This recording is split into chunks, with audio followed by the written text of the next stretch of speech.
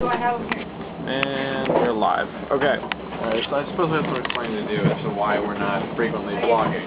One, the boat requires work. This isn't some sort of party fucking boat. We're not just hanging around all the time doing shit. People seem to think this is like a pleasure cruise. It's not. No. It's not a pleasure cruise. It's fucking this crazy amount of, you're constantly on duty waiting to do something. So I sleep in my gear. And this is also an explanation for my hair. I haven't showered in God knows how many days. It's all crusty with salt, too. Yeah, it looked like hell. But that's okay. At least wash your face, maybe. I'm not going to do any of that. I'm on duty. This is hardcore. All the time. Whatever.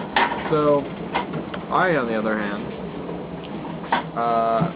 was checking the gas tanks 2 days ago when we were first filling up. And I thought that the alternator, or the generator, sorry, was full. Because, it's like a mini Jenny, a little Honda, or whatever it is.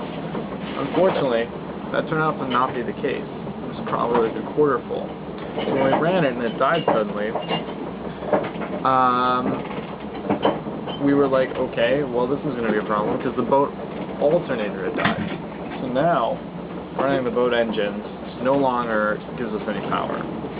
Which means that we're using the gas, our spare gas, like the boat runs on diesel, we're using regular.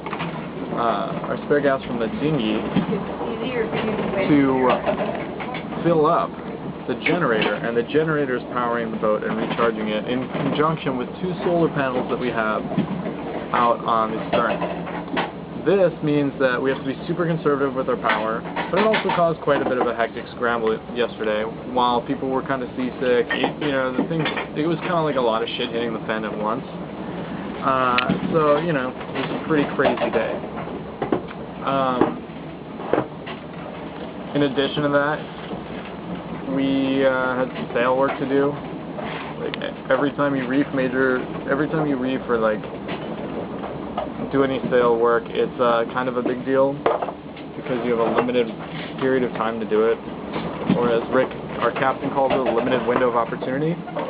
So it's kind of like clip in, you run out on deck, and we'll show you some like reefing stuff later. But for now, basically, super fucking stressful. Yeah, super stressful.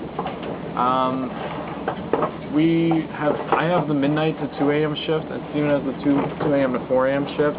Fucking brutal. And we try and hang out, but it means that we're on pretty much like these crazy schedules. Zero sleep.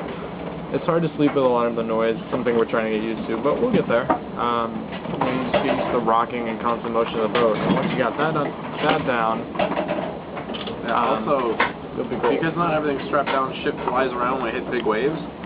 Although we're getting better about that. Yeah. Most of the shit is already flown off, so we don't have to worry about it hitting us in the head anymore.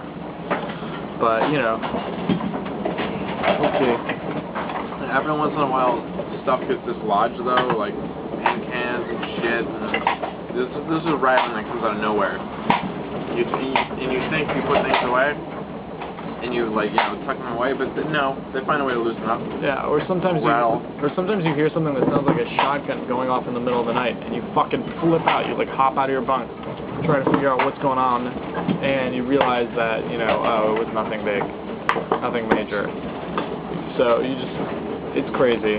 Yeah, and your entire perception of how the boat moves is distorted when you're under the deck. Like when you're chilling atop the fucking deck, it cruises gracefully on the waves, on the waves. When you're below deck, you fucking feel like you're getting thrown around left and right. You feel like you're flying and you're only doing 6 knots. It's ridiculous. It's true. It feels a lot faster below deck. So, yeah. So that was yesterday. Today's been relatively calm. I think milder Thanks, Pedro. Yeah, I slept most of the day, and I've been hanging out. I've been just trying to accustom myself, because trying to fend off the seasickness. So, yeah. So that's it for now, I guess.